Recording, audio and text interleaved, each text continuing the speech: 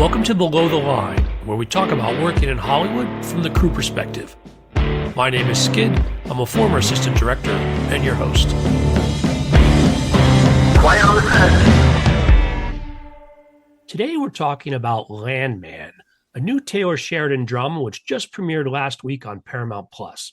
I've got two guests today, both returning to the show but making their first joint appearance. To start, film editor Chad Galster. Chad, welcome back to the show. Thanks. Good to be here. Glad you could make it. I'm also happy to welcome back score composer Andrew Lockington. Andrew, great seeing you again. Great to see you too. This is going to be fun. As I mentioned earlier, Landman's 2-episode premiere was last week, November 17th, and the release of episode 3 is today. Warning to listeners, my conversation with Chad and Andrew would definitely contain spoilers for episode 1 because we're going to dive deep into at least a couple of scenes, and we might tease some plot elements from episode 2, but we won't spoil anything past that. To kick us off, both of you are longtime Taylor Sheridan collaborators. Andrew, you've spoken on the podcast about your work on Mayor of Kingstown and Special Ops Lioness. And Chad, you edited not only those shows, but also Yellowstone and its prequels, plus Taylor's movie, Those Who Wish Me Dead. Now, when Paramount greenlights one of Taylor's shows, do they need to see a pilot, or are we at the stage now where they just approve the whole run of a season out the gate? They've never seen just the pilot. Actually, from the very beginning, from Yellowstone season 1 had a season order. It was actually 8 episodes was the order. We took the last episode and we split it into 2 because it was just a big episode. So there's actually 9 episodes of season 1 of Yellowstone. But yeah, it's a real, it's a gift in a way, like, because we do a lot of crossboarding in our shows. So crossboarding means that you'll take elements from, let's say, the first 2 episodes and you'll shoot them at the same time. So if there's a location that is in both episodes, you can shoot the material from episode 1 and episode 2 while you're there before you move on. And sometimes we'll crossboard up to 3, 4 and beyond. So there's a risk on the studio side to just giving a season order to a show. There's a benefit on the production cost though, because you can really be efficient with your locations and the pace at which you shoot. So yeah, we are in that latter category. It's a real luxury. Well, I think the other thing that's interesting about your collaboration with Taylor Sheridan, both of you have brought it up before, is that how arguably your roles are post-production. You've been involved before and during actual filming. And so I'm curious how it worked on Landman and what interactions, if any, you two have with each other at that stage. Yeah, well, first of all, Chad, I think, has been in this world longer than me. I feel like the newcomer still, even though this is our third series together. You're years in at this point, Andrew. You're no longer the newcomer. I know. I might get the badge one of these days, being part of the family. Basically, our process, Taylor it's amazing because he is on so many projects, doing so many roles within these projects. But when it comes to music and my part of it, he is very, very involved. We talk about it before filming even begins, even pre-production. We're trading ideas back and forth. I'm sending him sketches, and I call them sketches, like a 2 or 3 minute little musical, I don't know how you would compare it to sketches. Undersells what they are dramatically. These are like really like formed ideas of music, and I drop them directly into cuts. So Andrew calls them sketches, but ideas, I don't know, motifs, thoughts, they're incredibly useful. I think the term sketch I maybe developed as a defense mechanism. So if someone hates it, I can say, oh no, it's not done yet. There you go. That I believe. So I'll send these things to Taylor. We'll go back and forth, and we're continually going back and I'm saying, what do you think of this? What do you think of this? And he's telling me what he likes, and we talk a lot about the story and the characters and the different general, not musical themes, but general story themes within the arc of the 10 episodes. We're never talking about one episode. We're always talking about the whole storytelling as a whole, the whole season, even further than that sometimes. And then I send them to Taylor. I, at the same time, send them to Chad.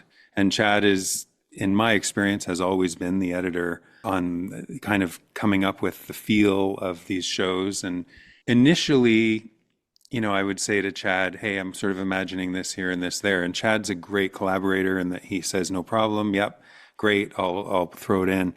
But what's evolved over time, and it really started on Mayor of Kingstown, was Chad would start taking my sketches, temping them in to cuts, And then he'd get in touch with me and say, hey, this works, but what do you think about doing something like this here, having it evolve in this way? And I would say, great. And he'd send me a clip of picture and I'd score that certain scene to picture. And then Chad this whole time is sitting with Taylor. So when I would send something to Chad or to Taylor, they're sitting together and trying things against picture and trying things beyond what I've even thought of. So sometimes I'll get something back and Chad will say, hey, we tried this here. I know you didn't mean for it here, but what do you think? And it's actually gone from being a cool sort of part of our process to a really important part of the process to me, because it's now at the point where, and Chad and I joke about this, I'll send him something, I'll just write something off the wall that I think, I'll say, Chad, I have no idea what to do with this. That's my favorite thing when I get those. That's the best. I love Chad it. will text me back and say, mission accepted. I will find a place to use this. You send me some stuff for Lioness where you're like, I don't even know if this has a place in the episode. In my mind, I'm like, I'm definitely starting the episode with this cue then, because like, let's try stuff that feels uncomfortable and weird. And it's the best, it's the most enjoyable challenge. And it's really fun. There's a lot of that actually. There's a lot of that actually in the finale of Lioness, I think. But yeah, we just, there's a trust that goes into that, you know, like when someone takes a piece of art that you've done and tries to, you know, place it into you know, the larger context. And so, but it's, yeah, vital, fun, really important. It's been the foundation of our relationship, I think, really since Mayor of Kingstown season 1. Speaking of of Andrew's involvement before production, I remember the first time I saw you was in a video that you had made in a prison of like making all these sounds, these musical sounds out of like bars and things, and like recording that space. And I was like, this is awesome. So yeah, Andrew, as far as developing the soundscape and you know, through music is involved early on, and then the evolution of it throughout the season is continual. Like I talk to Andrew more than most people on the shows. We just interact constantly whenever we need something or if we want to try something. So yeah, it's we're years in at this point, but it was pretty easy right from the start, if I do say so myself, you know.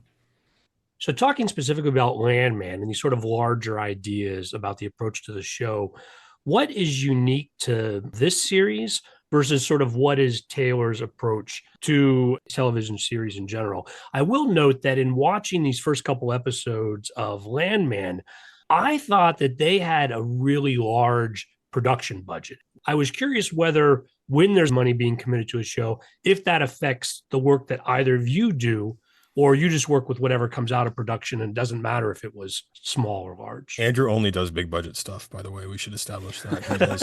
If it's not $200 million, he's not getting involved. I don't know. What do you think about that? I think actually it's really important. I know in terms of music, and I can vouch for Chad and his editing as well from what I've seen. There is no disclaimer at the beginning of a project or on Spotify with your thing that says how much you had, how many resources you had. So now we're very lucky with the Taylor stuff that we are not limited creatively by budget. There is no, you know, I mean, it's not endless, but music, and for me at least, from what Taylor's communicated, he doesn't want me to feel constrained. If I have an idea, he doesn't want us to not do something creative because of finances. He'll figure out a way to make it work within the budget. But it's interesting you say that about Landman, because the score to Landman is, I think probably the concept was conceived in a conversation Taylor and I had initially, maybe months before filming, where we talked about the idea of sitting around a bonfire at 2 a.m. when the party's died down and people are sitting around having conversations and someone's noodling away on a guitar or a fiddle or an instrument or humming, that kind of thing. And there's a certain emotional communication that happens through that kind of music that is really pure and cuts through all the artifice of overproduction, of all these different layers of overproducing something, using it as a median or a carrier wave for humanity and really pure emotion. And although we played around with a lot of different ideas as we were filming, I think we really landed in a place that stays true to that initial vision. Yeah, I'm struck that this score was not as loud to use just a simple term, you have a better way to describe it, I'm sure, than what we talked about with Lioness and with Mayor of Kingstown. And the way you describe it, again, that makes sense about how that came together. Yeah, I mean, Chad, you correct me if I'm wrong, but I think those scores are very much about the adrenaline and the aggression, and this is sort of playing against that and playing the humanity and letting our audience feel the contrast between sometimes what they're seeing and what they're feeling. And there's a certain amount of vulnerability, I think, that worked its way into this score, whether it was the fact that this was a new kind of writing for me and I was vulnerable and that's coming through in the music, or I think it's really just kind of playing off of the story and the characters, and it really brings to the forefront how important those early conversations are with a filmmaker and a story creator like Taylor, and how important it is, like, working with Chad and course correcting when we would go down a path that wasn't quite working, and all of us putting our heads together to get back on track. Yeah, the course correcting is a really big part of, like, Landman was a hard show to find. It was just to find the style of it in every way. I mean, I think it took some time for me to figure out editorially what Taylor wanted. I'm not even sure he knew exactly what he wanted, but there was a feeling to this show that is different from a lot of our other projects. And we were just we played around with like a lot of really long dissolves, like kind of like old school techniques to create different feelings. And then yeah, with the music, it just took a while for us to land on something that where we watched it and we listened to it and it felt right every time. So the sticking together, I mean, Andrew and I in our collaborative process during that time is vital because both of us were just kind of like trying to figure stuff out, and it wasn't, like you said, we both worked for Taylor for years, but this show just had a different feeling about it. We had to find it, and yes, it's a different kind of story. It's a different, it is a big budget show, but to me, it doesn't necessarily feel that way all the time. I mean, you see some big explosions and obviously those oil rigs and like a lot of the set pieces are big and they are expensive, but it's a quieter show. It's really interesting to go through that process and to not feel comfortable.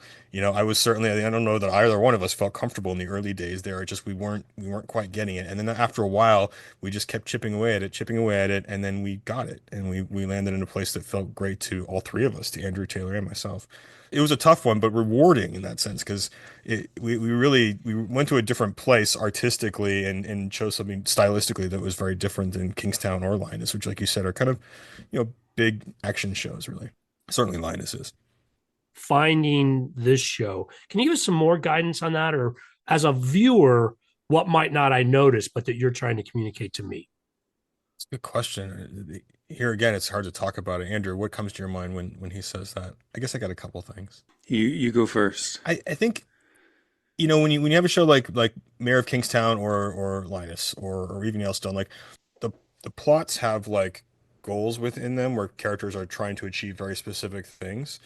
Landman is about an experience. It's about a place. It's about an industry. It's about emotions surrounding a natural resource that we then refine. That's also controversial. It's just about a lot of different stuff. And the plot of Landman is outside the world of our characters more than I think the other shows are.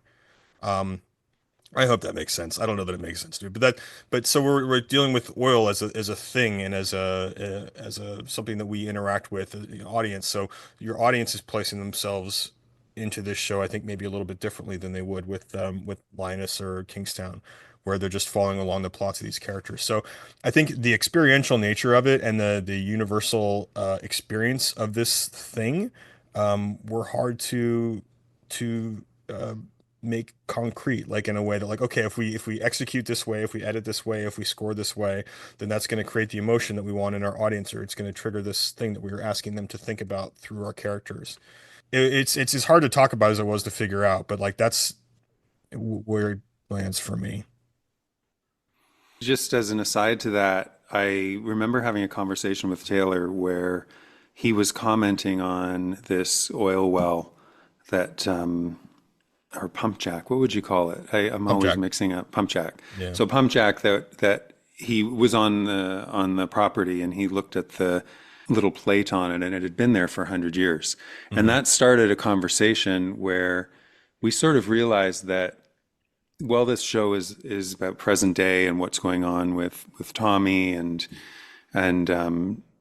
all the characters. It actually is a situation that has been, nothing's really changed in 100 years in terms of the roles, the way it fits within the community, that the economy. It's all based on this, and it's been the same for 100 years or more. And so musically, that was sort of a trigger to go, it would be interesting if the music doesn't recognize present day, doesn't recognize technology, doesn't recognize all the environmental impact and fears and discussions going on now, and instead sort of plays the really raw, basic DNA of these characters, the roles they're playing, and how they relate to each other.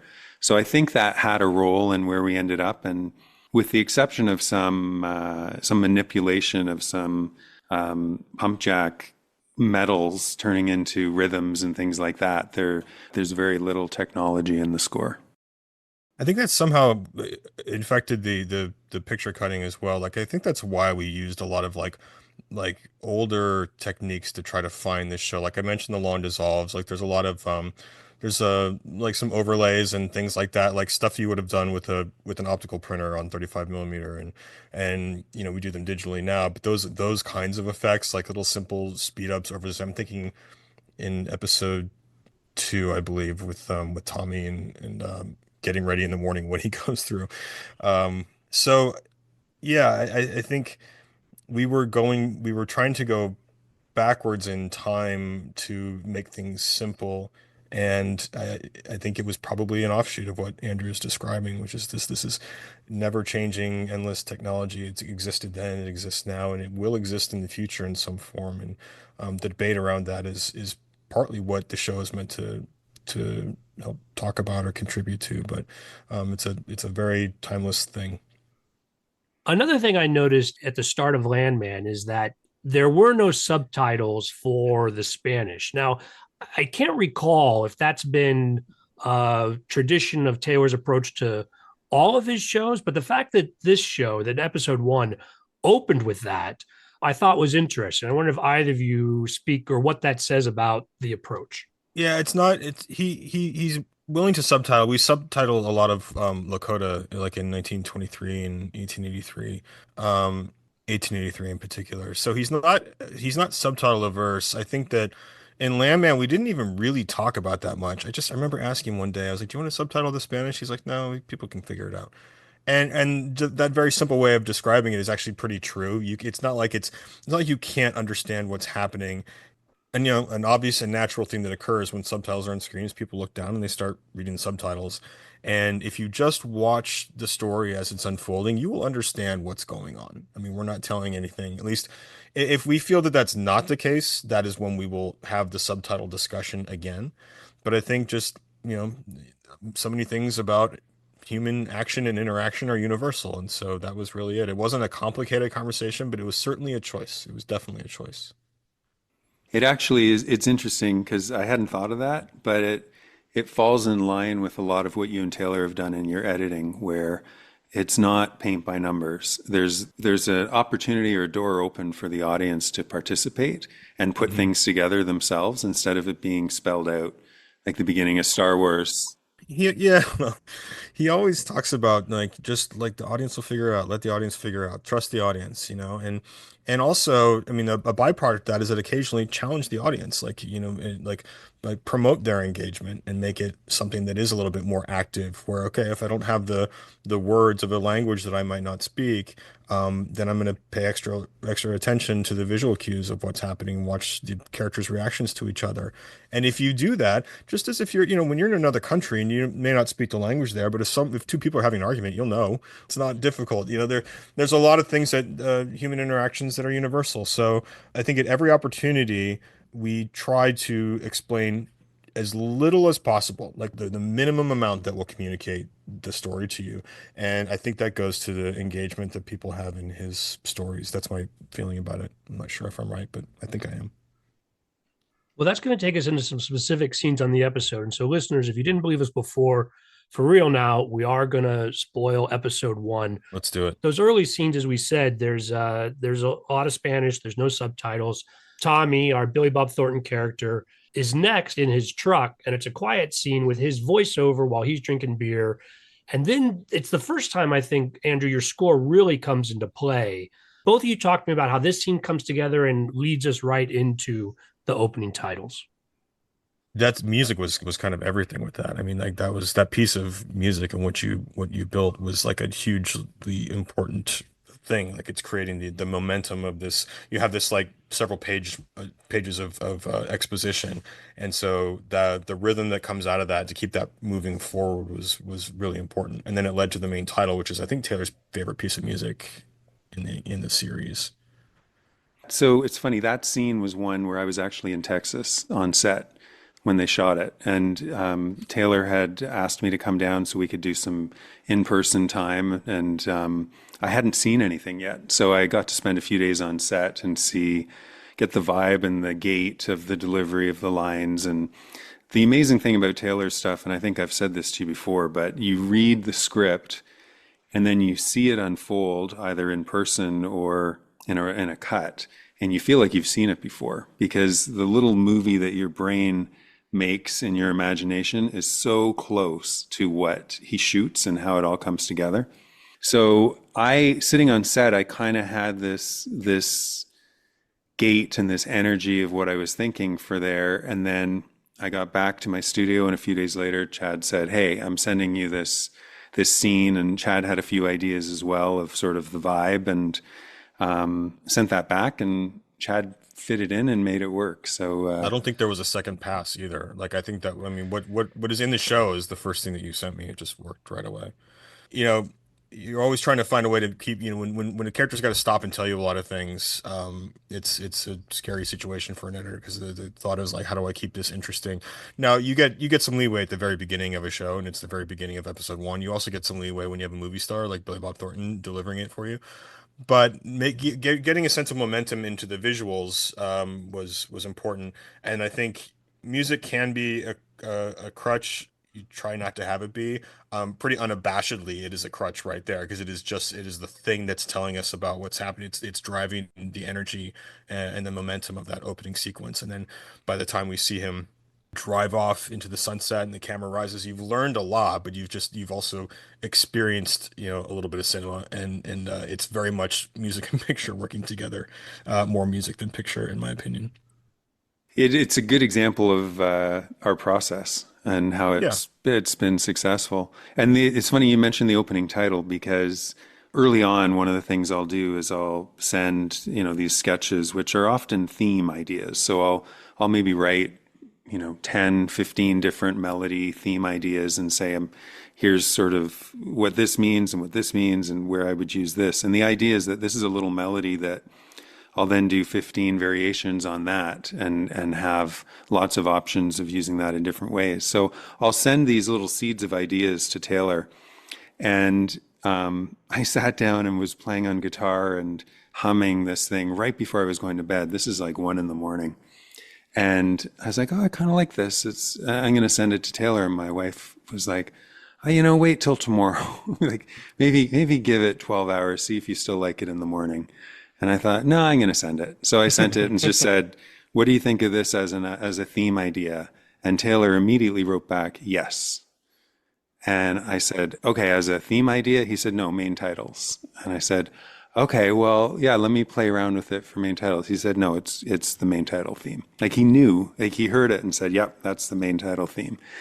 And it hasn't really changed since that first idea, throwing it towards Chad and Taylor. This is how much he liked it. Like it was always going to be a needle drop. It was always going to be like music from like there were many ideas about what song we would use, and then once he heard what Andrew had sent him, it was that all of that went away, and that was only ever the main title music after that. So you know sometimes you get lucky and you hit it on the first try. I think the more you work with Taylor, the more times you hit it on the first try, you just get a sense of what he's after, and you know there's a reason why he continues to work with Andrew and hopefully why he continues to work with me is just we we get on the same wavelength together somehow. You know, if you're going to collaborate for this long, it's really beneficial. We also all, you know, there's another thing about that um, we don't get satisfied with ourselves. We are always trying different things. Landman's a great example of a thing that Andrew and I both had to, you know, really try new ideas on. So that keeps it fresh and exciting.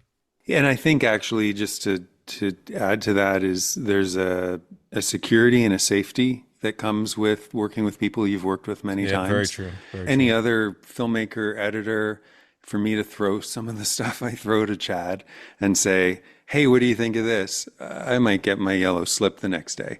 Whereas, you know, with this group, it's a challenge, and there's an appreciation for going outside the box and trying something new. And I think we only got there on Landman because of the freedom to try things and to the freedom to be wrong, really. There was a lot of that. Freedom to be wrong was important on Landman for both of us because both of us were just, you know, we were kind of flailing a bit, and that's when we leaned on each other pretty heavily. But yeah, I think you're exactly right. You have to you have to have that. You have to be like, yeah, I'm not sure if this works, but I know I can show it to these people because these people are going to tell me if it works or not, but they're also not going to judge me as a person or as an artist as a result. It's just like we try stuff. Sometimes it works, sometimes it doesn't. It's a living, breathing thing. So yeah, never was more important or apparent than on Landman, probably. You know, there's one musical thing years ago when I was in school studying music, and you can listen to the evolution of composers. You can do it with the Beatles too. You can hear some of these recordings like Strawberry Fields. There's a bootleg somewhere where you can hear 25 versions of when they started with that Oh, as an wow. idea and when it came all the way around to, you can hear all the little tangents and dead ends they went to try things. And then and Beethoven, like da-na-na-na, da-na-na-na. When you think of that, it's so simple, but when you actually follow all of his sketches, for lack of a better word, he tries all these different ideas and comes back to something very simple. But that simple has all the history built within it that by the time you get around to the 25th rendition of it, even though it's four notes, those four notes have gone through this incredible life experience so that when it is those four notes, every one of those has a life story and is incredibly important. That's really cool. And I'd say that Landman is like that. Like it's a simple score, but man, the journey it had to do to get there. There's a lot of bodies on the trail You along the wouldn't way. know from listening to it. You wouldn't know from watching it. I mean, there's a lot of bodies on the trail for both of us, and but those that remain. I mean, that's just it. When you talk about the thing with Beethoven, it reminds me of like I'm putting a montage together, and I might my selects for it might have 40 different shots, you know, for a thing that ultimately needs three shots. And you try every which one, every which way. So by the time you get to those three really have to be there, the ones that you end up with, because you've tried them every which way. You've tried to get rid of them, you've tried to throw them out, and they keep coming back to you. And so that's where trial and error is just it's a vital part of the process. We also have, you know, I think it's worth noting that we also had time on this one.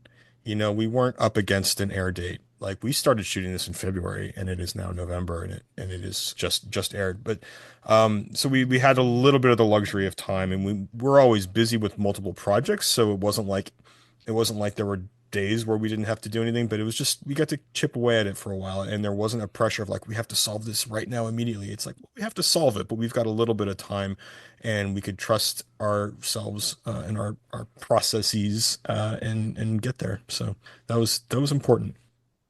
I want to turn our attention to what I think is arguably one of the major, if not the major set piece of this first episode. A plane lands on a road, a van pulls up, and then a tanker truck runs into it. There's a huge explosion. Now, there's really two parts of this based on the things you guys have said that I'm not quite sure the best way to approach it. But on one side, I just love to hear a deeper dissection of how this scene comes together, what you're working with on both sides and how they do it. But also in terms of this iterative process of finding the language of the show, do you have to be at a certain place in that process before you tackle a big scene like this? Or does a scene like this help define that just by the nature of what you're trying to do with it? I was on set that day. Yeah, I was on set for that stunt, which was awesome. It was a really cool thing to be a part of. Yes, I mean on one level it is I'll tell you how we did it. I mean we ran a tanker into an airplane. I mean it was, you know, Taylor does not love visual effects. That's probably putting it mildly. So when something blows up in one of our shows, we blew it up. And we landed an actual King Air on the road, and then subbed out an older King Air that was not usable. So we replaced it, and that's what the tanker didn't blow up a functioning airplane. It blew up an airplane that used to be functioning that looked exactly like it. And then, the VFX that we do would be to like reskin it. In other words, like redo the body of it to match what was in there before. I mean, they were both black airplanes, but the King Air is a very common type of airplane. And so we found an old one and we bought it and we blew it up. So the tanker truck was rigged pretty heavily. There was an actual person driving it, was not remote controlled, and it came over the hill like a bat out of hell and slammed into that airplane. The airplane, in addition to having just the explosion from the collision, was rigged with explosives. So we augmented the collision with practical explosives on set. So you can't see him because we painted him out, but there's a guy standing about 50 yards from where those planes hit each other, and he was the guy with the timer switch for the explosives. So as soon as those two things collided, we had several additional practical explosions. So there are no VFX explosions in that sequence. All that fire is real. We had cameras mounted everywhere. We had a camera underneath. I used it for maybe 12 frames, I think. Underneath the airplane, it was mounted. I think we had a total of 11 cameras on that stunt, both operated and planted. So we got all of that. It was actually we shot that once. They were prepared to do it multiple times. We actually had two tanker trucks rigged and ready to go.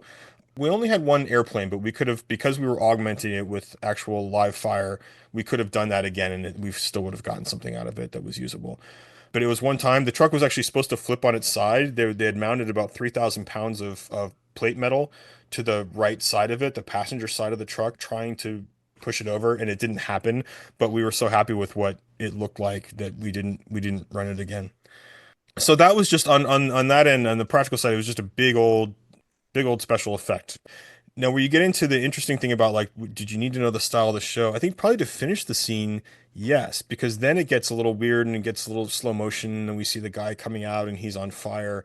And so, the pacing and the rhythm of that was dependent upon, knowing the larger episodes pacing and rhythm. I think that stunt was filmed pretty. It wasn't filmed. It certainly wasn't the first thing we shot. We had been shooting for a while, so we had an idea about the show. I think it actually came quite late in the process, but that was it on my end. It was a really cool stunt, and but to really finish it off, and then it took advantage of the style that had been developed. But when you run a tanker into a plane, it's just kind of cool no matter how you do it. You really have to screw it up to not make that cool. Yeah, for me, it was later in the process, and I think we'd gone through the gauntlet and found the sound of the show at that point. But I do remember actually sending something to Chad, which was again, these metals, salvage metals that are played like a drum set and then put through some delays and cool electronics. And went to Taylor, and Taylor said, what's the acoustic version of this? Oh, that's right. I remember that. I think because we had established this acoustic sound that even though, there is the occasional sound of these metals, which we like, and I think it fits within our mission statement. He was like, what if you did what those are doing on acoustic guitar and cello and that kind of thing? The same kind of instruments, the 2 a.m. idea, sitting by a bonfire. What does that version sound like? And that's where we ended up with it. Yeah, it was like a pulse. The pulse was like just kind of a guitar string, wasn't it? Yeah. I mean, it's like it's the rhythm and the tempo that you would have in an action piece of score, but it was just stripped down and really, really cool, I thought. So then that van's driving out, that's what you're hearing. So yeah, fascinating to think back on all that, because the result is so cool, but it was a process to get there for both of us. It is funny. So that a lot of the guitar stuff is me, and I am not a great guitar player.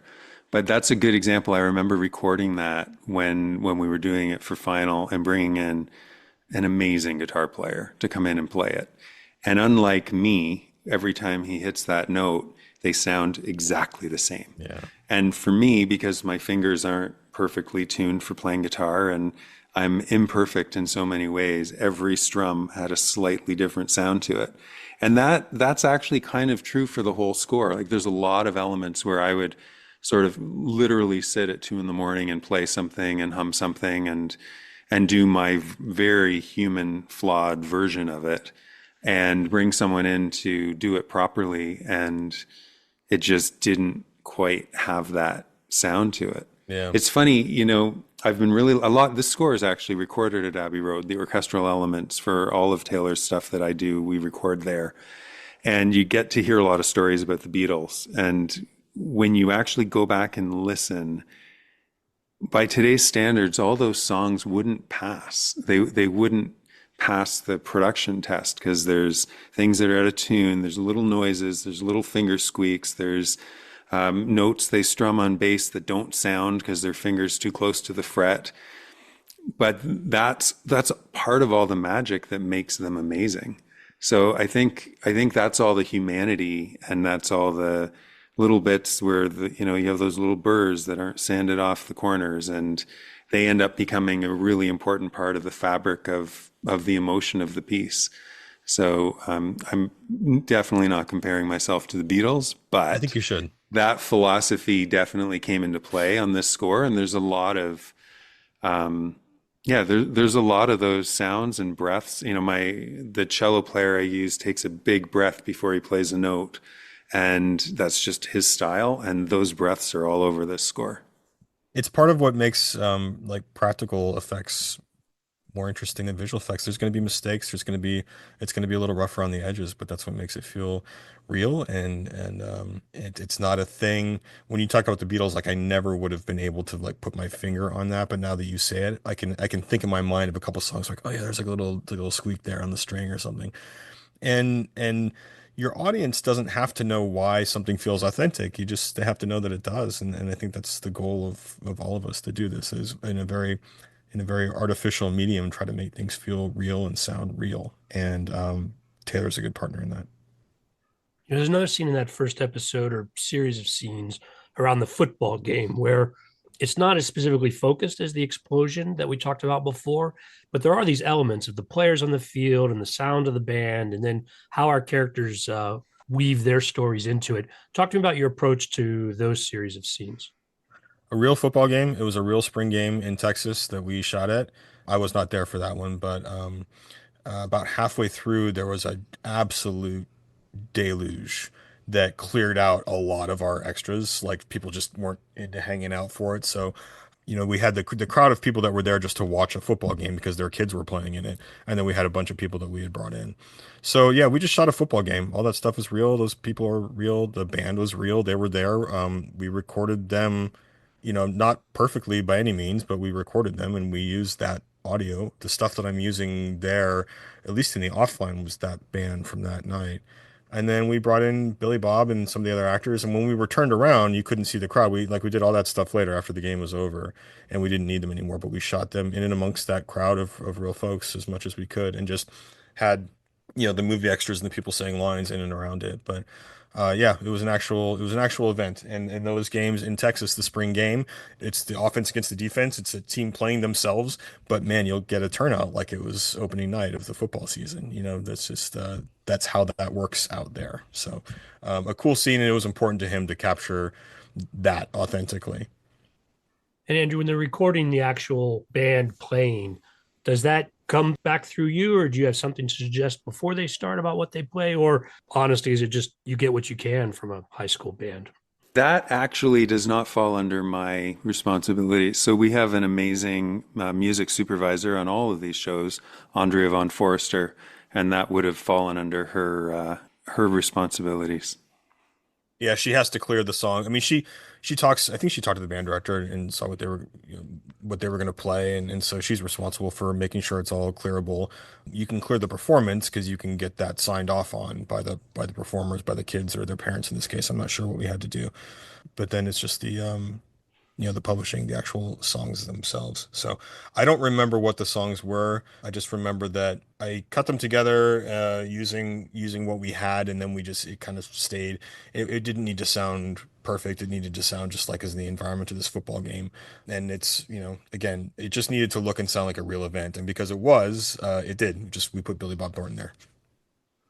Now, there's another major explosion at the end of the episode, very critical and sort of, arguably propels us as an audience into at least the next episode and maybe even the whole season. And that's the explosion of the oil derrick.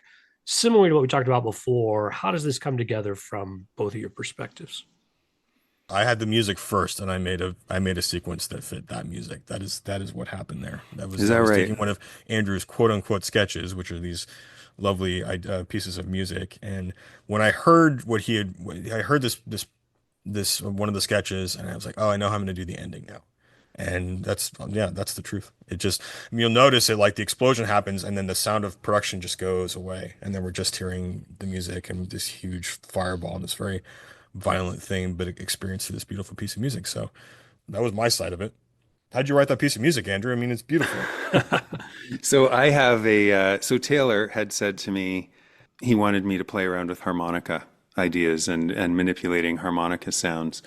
And I was I have an amazing sound programmer, Michael White, who doesn't live too far from me. In addition to being an amazing musician and coming up with great sounds, he is a great collaborator in terms of I can bounce ideas off of him and say, let's try this. And he's all for it. So I had said to him, I went over to his studio and I said, hey, I want to try this harmonica through a guitar amp. Let's set up a big Marshall stack in the other room, and we'll play the harmonica through this special harmonica mic, which is a lo-fi mic that you hold close to the harmonica as you're playing and electrifies the sound. And while we were setting it up, I started humming, just humming. I had a few theme ideas I was playing with, and as we're trying to get a sound, I'm humming through the mic. And I've learned over the years, you record everything because you never know when something cool is going to happen. So you want to make sure you were recording it. And sitting there for about 20 minutes, I just was humming, and he just kept saying, keep going, keep going, keep going. And that's what came out of it. And then my voice started to go, and we got a phone call, and his wife had a flat tire. We jump in the car and we go help rescue his wife in the car and come back. And my voice at that point was gone. And whatever magic had happened on the amp in the weird combination of all the settings, we couldn't replicate. So we could get something close, but so I kind of took that sound away and came home and went, oh, this is actually pretty cool. So I cut something together and sent it to Chad, and as always, Chad said, challenge accepted. I know what to do. So, and actually it's funny because that theme gets used in other ways, like other recordings of it and that recording, but gets used throughout the series. And I remember Taylor saying, I don't think he said it to you, Chad, that he sort of thought of it as a death rattle kind of. The harbinger of death. Yeah, no, he and I very much talked about it, and we're protective of that theme in a way that we get protective of some other themes in other shows, like what comes to mind immediately is Yellowstone. Like that main Yellowstone theme in score, like in the actual show, is used very, very little. Very little. Like it's something very important has to be happening for you to hear that piece of music. And similarly with this, with Landman. And both of my favorite things that Andrew's ever written, both of them involve him singing or humming, because it was this one and then that Lioness season 1 love theme. Yeah, there's a bunch of stuff that doesn't sound like me, but it's a lot of messing around. But in both cases, the first time I heard it, I was like, "Oh, I know exactly how I'm going to use this." And they're just my favorite things. So you should consider just professional humming as the next step for you to get bored of writing music. It's really beautiful. And every once in a while, you get a piece of music, and you're like, there's just visuals assigned to it in your brain, like in your soul, to sound a little. But I mean, that's just how it is. Like it was so instantly apparent to me that that's what was going to end the first episode when you wrote that. So that was the only piece of music that I ever tried there, and it stayed. Again, a lot of that was like a first placement, like, yep, that's done, that part's done, from me, from Taylor, from everybody. That's funny. So much of the score, I kind of think of it like finger painting, where it's the space between the notes is almost as important as the notes themselves. Mm-hmm. And I think that cue is a good example of that, where the hanging at the end of a phrase and waiting a second to come in and have another phrase. And I may have said this before, Skid, to you, but I remember actors saying that it's sometimes the space between the lines is more important. That's when the acting happens. you deliver your line and then you have to act before you deliver your next line, and how important those moments are. So yeah, I think definitely there's a lot of negative space that's used to communicate in the music on this show. Are there other scenes or moments in these first two episodes that you want to highlight, either the work you put into it that people might not notice, or something about the collaboration, or separate what you guys brought to it? But again, other scenes that are among your favorites. Episode 2 is quite funny in my mind. Like episode 1 has little bits of humor, but one of my favorite aspects of the whole show is the father-daughter relationship. And Michelle Randolph, who plays Billy Bob's daughter in the show, who was in 1923 for us, a very different character, is just this phenomenal presence in Landman, and I think is like grounds it in reality, like and it makes it tactile and something that people can relate to. Anyone who's a parent will relate. First of all, that relationship, which is just funny. The chemistry that those two had is fantastic. They just really like each other as people, and to me, that was very apparent. So, when I look at Landman, it's fun to work on. Technically interesting, lots of cool visuals, but that human relationship, the father-daughter relationship, is my favorite thing about the whole show. And they kept it going throughout the entire season, and they found something just in the casting. There's a little bit of magic with those two that I think is really, really special. And is there a different approach to editing a scene where you're looking for those humor moments versus some of the more dramatic moments? I mean, again, do you put on different glasses to approach a scene like that? You do. I mean, it's comedic timing, and so like there's often a little bit of hyper reality in comedy in TV and film, because most times a lot of the ways people respond to things aren't in real life usually as funny as they are. People don't have the exact thing. They don't. One of the funniest actually moments in episode 2 to me and to our audiences, because it gets a laugh every single time, is when the lawyer goes to the fridge to get himself a beer, and he opens the door and he gets a beer out and he closes it, and she's just there looking at him with this wide-eyed face, and it just every single like Taylor and I laughed at it every time. We saw it 50 times. We laughed at it every time, and just always. So yes, you recognize that, and you cut it a certain way, and the timing of the shot and timing of the movement of the door, all these little technical things contribute to this very real funny moment when she's reacting to some of the things that he says, and like, Daddy, I'm gonna starve if I don't get the cheeseburger in time, and so yeah, you cut it differently. You're cutting a comedy for a second, and I don't think about it as much. I mean, I don't think about it when I'm doing it, but the end result is like, yes, you use slightly different timing, different instincts. You're looking for different things in a performance. The expressions, the looks are very important. They're important in other scenes as well. They're just important in different ways. So yeah, it's a different set of muscles. It's fun though. The show has all that. It has drama, and it's also very funny at times. Like a lot of the stuff with in that house, even with Dale, the James Jordan character, he's a funny guy, and he's meant to be that in the show. One of the things I love about score is that even if characters don't share screen time, they can be connected through music.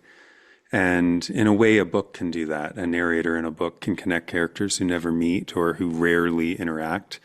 So I really like a lot of the really raw relationship stuff. And I don't mean love stuff or romance. I mean just like the father-daughter moments. I love scoring those moments and actually finding other characters, like the same theme, same little motif or melody or earworm can actually exist and draw the connections between these different relationships. John Hamm's character and Billy Bob's character both have daughters, and they both care for those daughters, and those paternal feelings are very similar, and we can relate to that. And I think music can kind of draw a connection to those, even though they're not connected on screen. So I think I probably explored that more on this series than I have on anything else with Taylor. And yeah, I think there's a rawness to it that I hope and think by not overproducing it and rounding all the corners that it makes it more relatable for our audience and feels more human and more authentic. Now, as we mentioned at the start of the show, you've both worked on Special Ops Lioness, which is also airing now and has, I think, 2 episodes left before it wraps up its season 2. Now, we're not going to do any spoilers for the show, but I'm curious how working on that show compares to working on Landman, how it's different or how it's the same. There are many more bullets in that show than there are in Landman. So far. I would go to bed with my ears ringing after cutting a lot of those action scenes over and over. I don't know. What'd you think? What's different?